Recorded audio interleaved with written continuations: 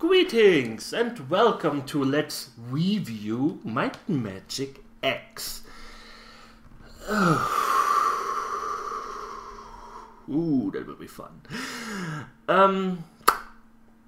I did a vlog about this game a few weeks or months ago even, and I wasn't that thrilled about the game. It had some flaws, especially about the slowness of moving around and the combat while the enemies moving around. They fixed that. Yes, great. It speeds. It plays a lot more fluid now. I still have quite a lot of gripes with this game. Things that could have been not really easily. It's kind of a lot of strange design decisions. First of all, it doesn't feel like a Might and Magic game. They say you have 3 options or something like that. No. You have to follow the storyline, otherwise new stuff doesn't open up for you. And I honestly can't remember that being in one of the earlier Might and Magic games. I mean, let's take 4 for example. You had to find Korak was someone else. I forgot his name. And you kind of did it at about 3/4 of the game. And you could do everything else beforehand. And same with 3. I mean, you weren't so streamlined through the game, which is pretty bad, especially for a game that says, oh, open world. I haven't beat it yet. I can't bring myself to beat it, to be quite honest, because I really don't enjoy it that much. And I'm gonna tell you why. Because the difficulty is all over the place. I mean, all over. I started off with warrior difficulty. And I was like, okay, I try this out. I screwed up doing the character creation, to be quite honest, because I saw the paladins, they are shown as a picture with a 2-handed sword, could actually wield 2-handed swords, but they can't. So I had 2 tanks, a hunter, because his promotion bonus sounded really nice of getting enemies into melee range. And I had a druid.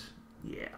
So I had a dwarven defender, a paladin, a hunter, and a druid. And it played horribly. Okay, that was my fault. Having 2 tanks in the game, no. Especially ridiculous considering I'm talking about tanks in a Might and Magic game. You usually don't have tanks. Anyways. Every combat kind of felt like a small tactical game, which may be good, but especially at the beginning you don't really have the options. You're kind of doing everything, like you learned, like keep regeneration up, thunder armor, taunt, etc., stuff like that. The hunter was completely useless, and from what I've gathered, all of the range classes are pretty useless. So there was an archer and ranger class in the other Might and Magic games, but that only meant that they were a mix of melee and mage and druid hybrid. That's all. They weren't particularly better with a bow. They were just called archer.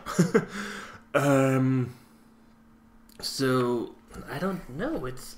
I don't know how you can make a game where you have, especially against bosses, so few options of keeping them at distance, and then you have a huge variety of actually ranged combat classes who are kind of dependent on keeping enemies at bay. I mean, in the other Might and Magic games, you had the jump spell, you had the teleportation spell, you could sleep the enemies from afar. I think you get a sleep spell in this game later on, but only for one enemy, and I think you have to be in melee range. You get 2 wood spells that, as far as I know, also only work against one enemy. So, yeah. From what I've gathered, archer classes, useless. From what I've gathered, tank classes, useless. So you have 50% of the classes who are actually useless. Great!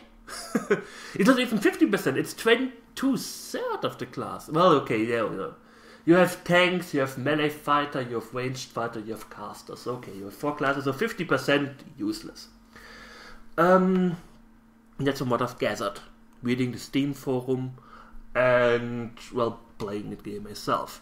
I started a new party with a barbarian, a blade dancer, a rune priest, and a free mage. And I played on adventurer mode.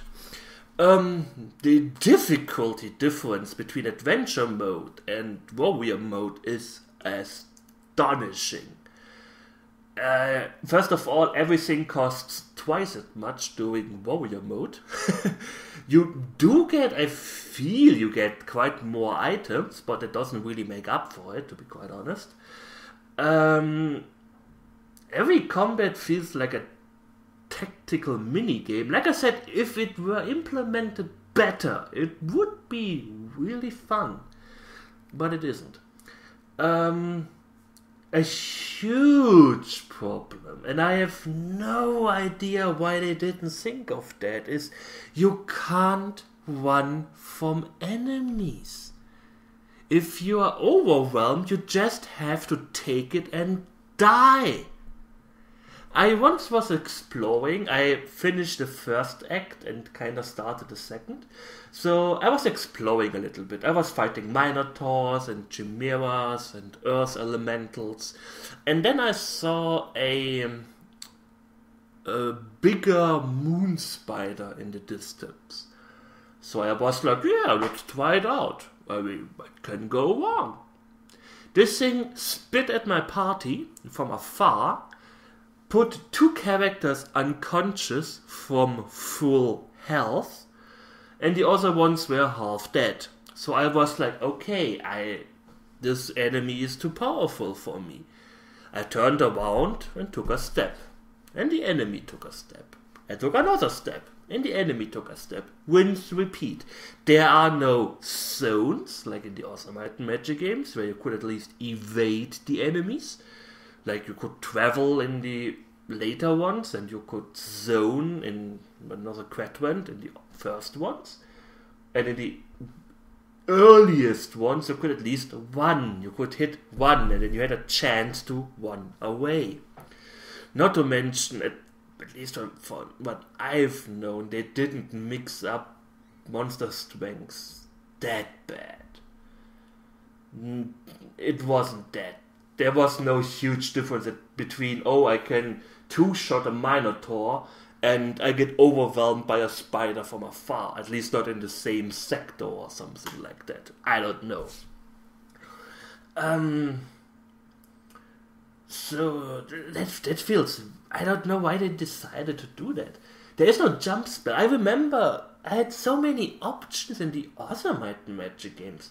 I remember playing once 5, I think, before I bothered with the Xene combination, and those red armadillos in front of Zanzibar. And I was putting them from afar to sleep because in melee range it just annihilated me. So I put him to sleep, and I shoot spells at them, shoot with the bow. I realized, they were waking up, so I shot another spell, kept them at bay, made sure that they don't wake up and kill me, and I beat them that way. I don't see me doing this in this Might and Magic game, to be quite honest. So, yeah, kind of sucks, I guess. 1 second.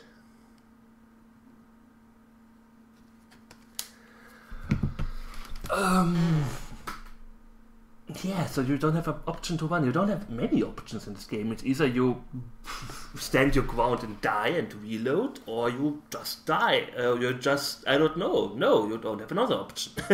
You either beat the enemy or you die. Then, a huge fuck up. Holy hell, I hate them for that. I have the feeling every third or fourth encounter has enemies spawning from nowhere. It makes sense sometimes. In the light tower, for example, you go up stairs, spoiler alerts, and you have a door to the left and a door to the right. It doesn't matter which door you open, the other one opens too and has 2 enemies sitting there. And so every door, so you're fighting 4 enemies and you're getting attacked from behind. That makes sense. That's okay. But I'm in the castle later on. I'm clearing out the castle, and I had the path behind me cleared. There was nobody, and suddenly I engage enemies, and there's people spawning behind me. Did they hide in one of the broken barrels or something? I don't know. They couldn't have been anywhere. This is Doom 3 kind of bullshit, of enemies spawning in your ass. I mean, it's not even, you can't even make good decisions based on that. Unless you sleep after every combat, because every next combat could overwhelm you, because there are enemies spawning from nowhere. I even had that in the overworld map. I was fighting, suddenly I was seeing some black dark mages, and I haven't fought them yet, so I was like, yeah, I will try them. And they were pretty tough, but there were 2 black mages, and from the white suddenly spawned out of nowhere 2 hounds and 1 militia. Black dark militia, I don't know how they're called. And they killed me. And I was like, okay, fuck it. I went into the Cyclops cave. Okay, there was a huge sign, beware of Cyclops. But I saw, or beware, it even said beware of Cyclops. But I thought, okay, there was a Cyclops cave in my Magic 3. You could at least explore the first half, because it was full of fungi, or mushroom thingies, and only later on you encountered the Cyclopses. No, you enter the dungeon and there's a huge fucking Cyclops with a health bar wider than my fucking screen, standing right in front of you, beating you up in 1 hit. I mean, okay, good, yeah, they warned me, I can't complain about that. I just think it's silly. I don't know. I was traveling along a bridge and saw a moon spider, and I was like, okay, I'm going to try this out now. And suddenly 2 moon spiders appeared out of nowhere from behind and killed me. What kind of bullshit is that? Is this fun? Is this fun for some people? I don't understand this. I don't have fun getting overwhelmed out of nothing. And this is really pissing me off. I would love to enjoy this game. I loved Grimrock. I was so happy to play a Dungeon Master-like game. And I would have loved this game to be good, but it just isn't. Even on adventurer mode it can fuck you up, because in adventurer mode you are like, yeah, okay, the enemies are so easy, I know how much health I lose, and even then, ooh, another thing, I pumped my mage full with health. She got health during every level up. I gave her every health elixir possible. And sometimes I have enemies quitting, a Minotaur quitting her and killing her instantly. She has like 110 health, I don't know, and a fucking Minotaur can crit her for 197. If they don't crit, they don't do any damage at all, but critting somehow does double, triple, quadruple damage? I don't know, I have to drink 1 second. And it's just not fun. I don't know. Another thing I'm missing, even though the original games didn't have that, they mixed together two things from the earlier and later games, but only took the worst part of it. And this is training your skills. You putting skill points into your skills, and after I think 7 skill points, you have to find a trainer to advance further. In the other games, you could at least include more skill points to make the skill better, even without having the, I say, promotion bonus going on. So you could have like 50 skill in swords, but you are still a novice in swords, and you have to find the expert, master, and grandmaster to still have your 50 points, but do double damage, or I don't know, whatever. You can't do this in this game. You have to put 7 points, and then you have to find the person for training. Okay. So they took a bad part, in my opinion, that you have to train, and only skills improve, or you get better skills by advancing. You do get better spells, of course, but your spells don't change. They only get better. I don't know how to explain this.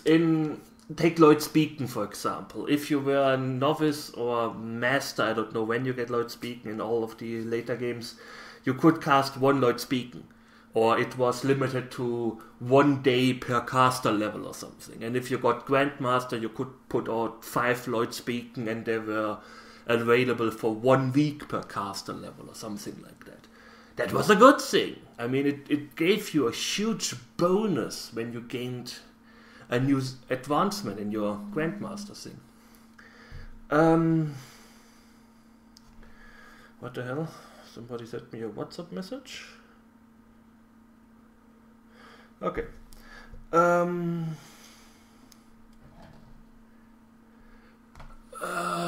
What am I saying? I got distracted. Yeah.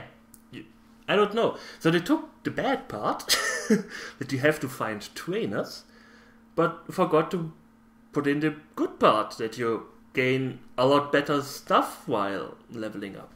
Sure, if you get your Grandmaster spells, you get more spells, or more variety of spells, but I don't know. I have the feeling most of the classes are sort of useless. I got a lot of people complaining, for example, about the Paladin. One guy said his Paladin isn't hitting anything. Oh, I guess he didn't put in enough Destiny points. This would be nitpicking. I don't care if they call it Destiny, Dexterity, or whatever. Oh well. What else? Yeah, I don't know. It's just these are kind of a lot of points that are pissing me off. That are kind of huge. I mean, this not being able to run away from enemies is kind of a game breaker for me, because I kind of like to explore, and I like to explore without loading all the time. Oh yes, that's another thing, the load times and the game performance itself. A lot of people on Steam complained about that. I have a pretty decent PC. It's not the best at the market. It is a few years old already, but it plays Skyrim, for example, on at least max, not ultra, but yeah, pretty high. I think it even maxed out, without mods, of course. So maxed out, it plays Skyrim pretty good. I have acceptable loading times in Skyrim, and yeah. I sometimes have loading times in this game up to 10 fucking minutes. I'm sitting there 10 minutes, sitting on my ass, looking at this damn wheel to turn around until I enter a dungeon? Why did they make this early access bullshit? I didn't have this trouble when I was playing the early access part. Like I said, I skipped 2 big updates, but holy hell. I mean, there were other people playing this game. I'm pretty sure if I had said, "Oh, this game is running poorly on my rig," I doubt they would have bothered. A lot of people are complaining about that, posting their DX and how good their machines are, and they're saying it's horrible. I put every detail to low, the lowest possible, and it has horrible loading times. I'm pretty sure somebody will come up now, I have good loading times. That's good for you. I don't have good loading times. I have to wait sometimes it's 1 minute, few seconds until it loads. That's fine. Sometimes 10 minutes. I don't know why. That's the thing that's bothering me. If I had a crappy PC that could barely run Skyrim, then I would understand. When I'm playing Skyrim, full details, wonderful. I played, Shadow Warrior, the new one. Full details, no problem. No long loading times, no, I don't know. What else? The Warhammer game, this beat 'em up thingy there. Wonderful game. Wonderful graphics. Fluently, no long loading times. Might and Magic X on minimum detail. Oh, better get a book or something to read. Oh, this is pissing me off.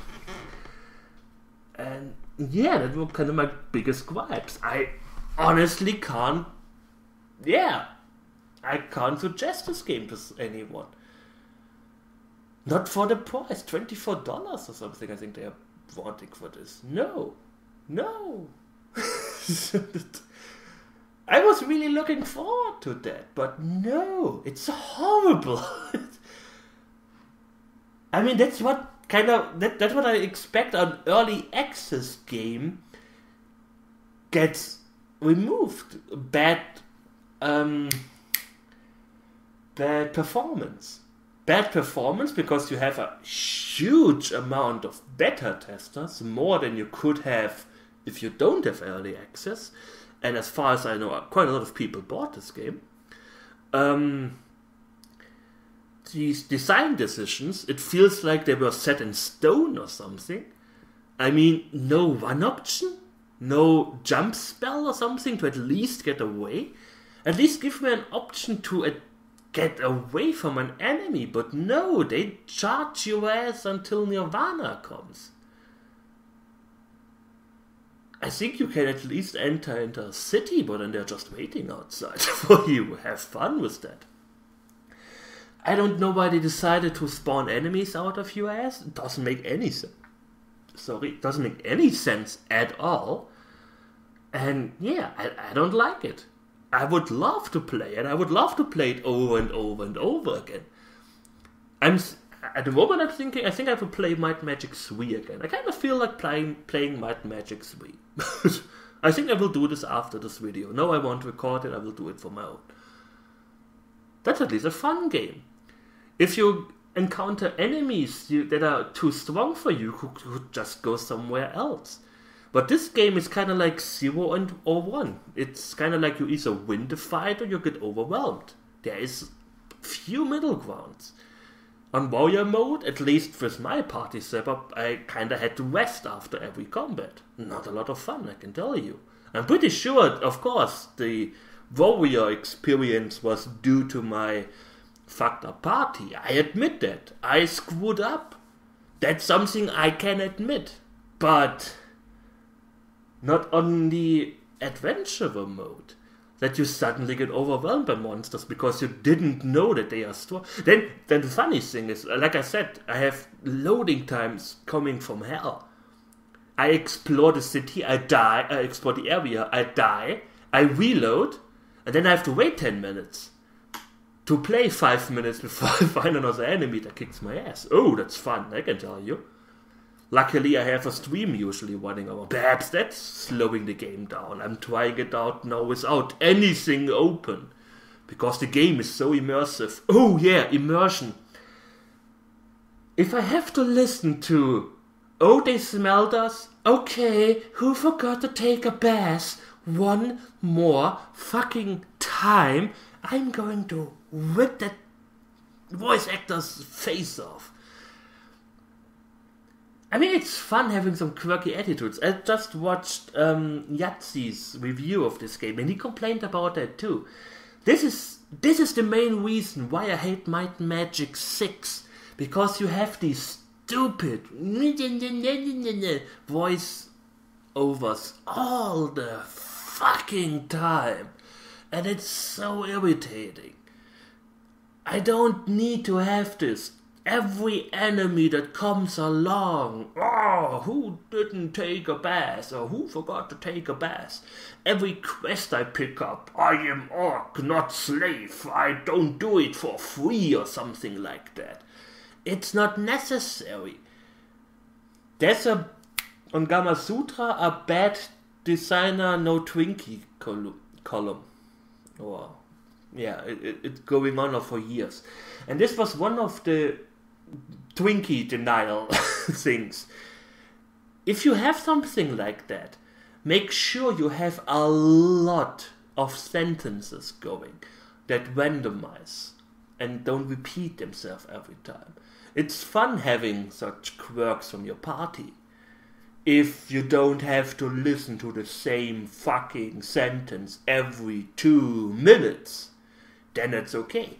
That's like me making a let's play and saying whoopa la la la la la la la every 2 minutes. I'm pretty sure people would enjoy that. Whoopa la la la la la la. Whoopa la la la la la la. Woo.